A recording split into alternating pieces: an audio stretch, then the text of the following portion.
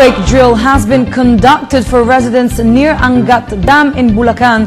According to the NDRRMC, more than 1,000 residents participated in the third quarter earthquake drill. The scenario involved a strong quake damaging the dam.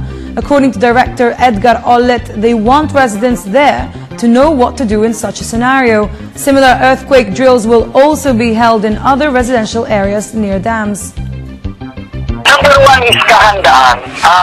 Kasi yung kaligtasan natitiyak kapag mataas ang kahandaan ng tao.